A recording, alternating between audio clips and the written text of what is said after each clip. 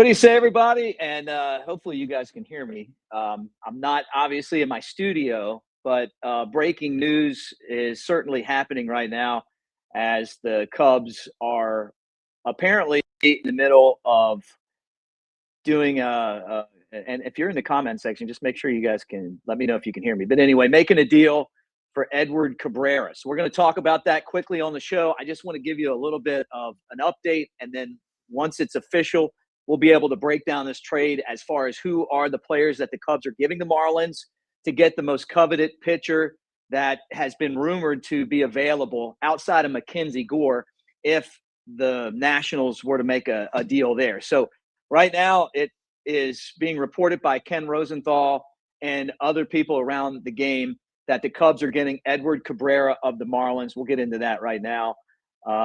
Okay, great. Thank you, guys. All good on the audio. Well, let's open the show officially, and I don't know about you, I'm pretty excited. Adding a top of the rotation piece like this is only going to make the Cubs better.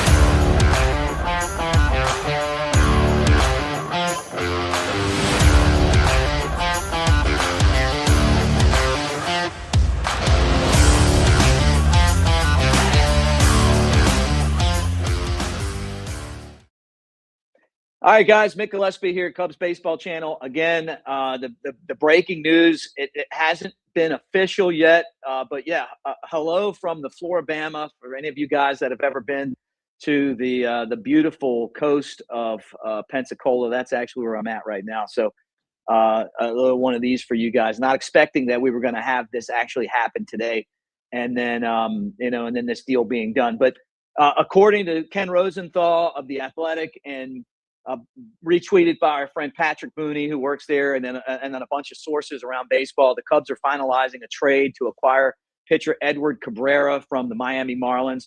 This is a guy who we know was rumored that the Yankees were trying to make a deal here. Baltimore wanted a starter.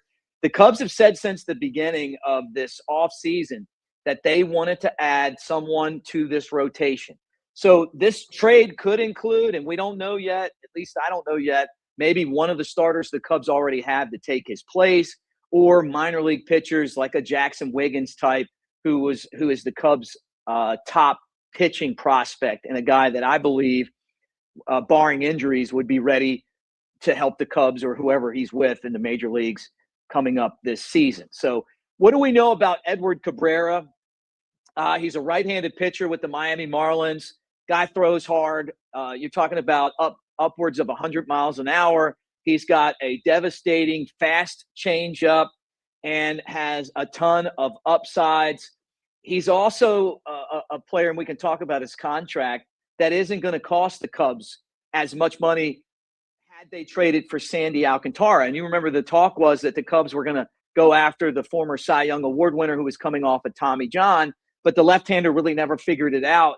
You could still tell during the course of last season that he wasn't quite ready to be an elite pitcher. And the Marlins also have a deal contract-wise where if they were to trade him and the salary would go under a certain point, they'd be penalized by Major League Baseball. That would be like the opposite of the Dodgers, right? If you don't spend enough money, you get in trouble. But let's talk about the arsenal for Cabrera. Again, fastball that's upper 90s with heavy sink and a lot of life. He can throw it 100 miles an hour, and he gets a lot of ground balls, which the way that the Cubs field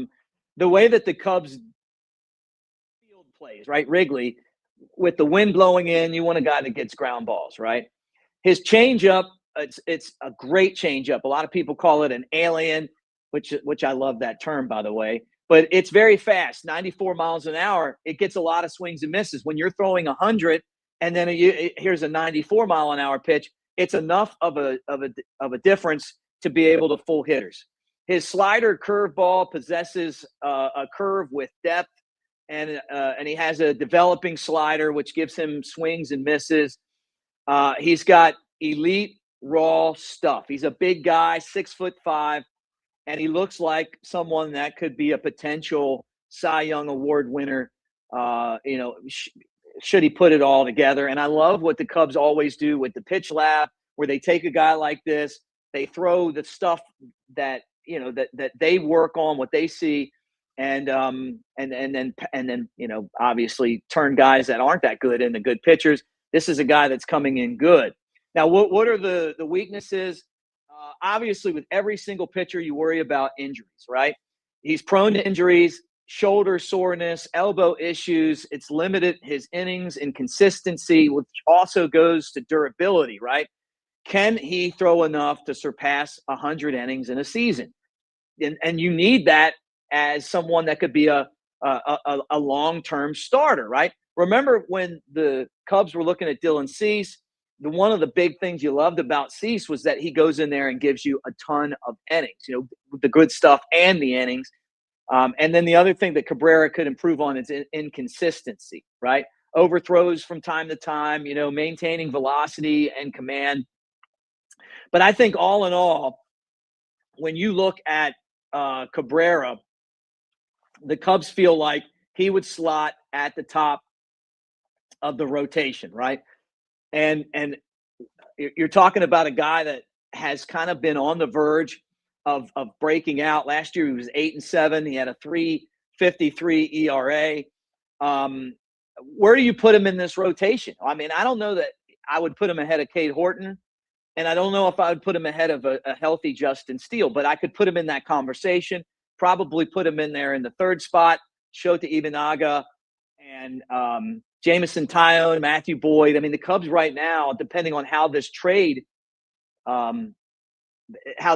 plays out, have a list of guys that could help. Now, if the Cubs, and some of you guys in the comments section, and I appreciate you guys jumping on. Hey, from California out there, go Cubs.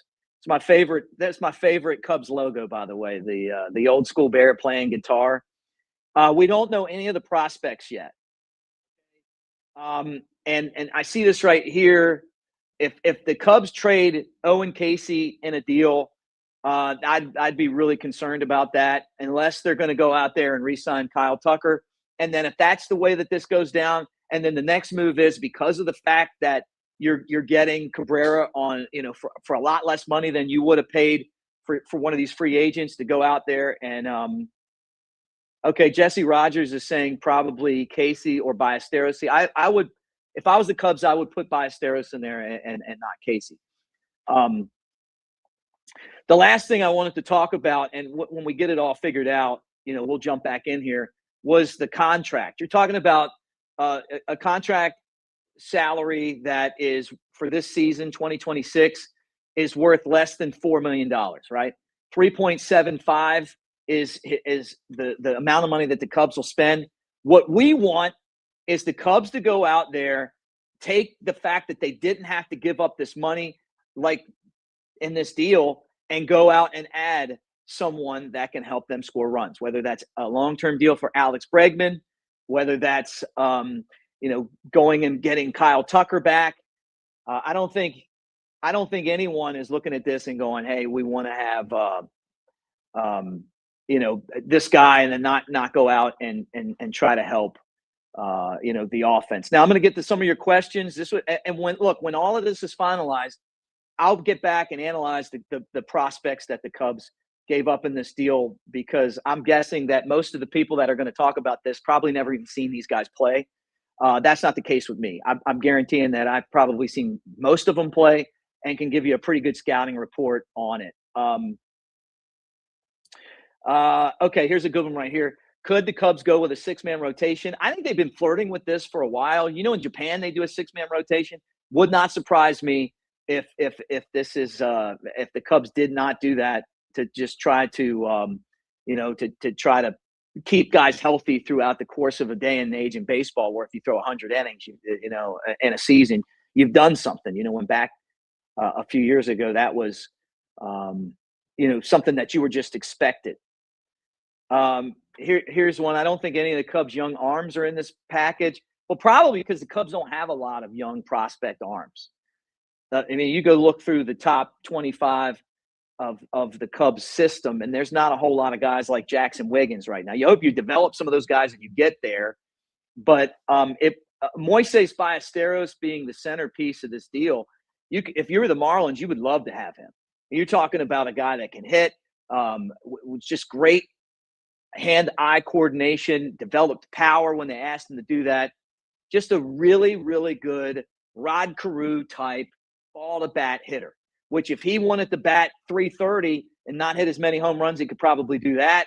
Or if he's a guy that wants to hit home runs and he started doing that in the minor leagues, he could do that as well. So anyway, that's it. Look, just wanted to jump on here and kind of just say, hey, this is an exciting day because you guys have been in the comment section constantly saying, when are we going to do something? When are we going to do something? Cubs convention's coming. We haven't done anything. Cubs have just, if this is all, when it all comes out, I'm sure pending physicals and everything else, have just pulled off one of the biggest trades that has been made in this offseason. And that's 2 straight years now where they have used trades to try to build the roster around. And they said they wanted to get someone at the top of the rotation. Edward Cabrera has been that guy that's been kind of at the top of the list as far as pitchers that might be available in a trade. So anyway, get in the comment section. Tell me what you guys think. Like, subscribe, thumbs up. I'll be back when I know the gist of this entire deal. Maybe another live show later today from my studio. But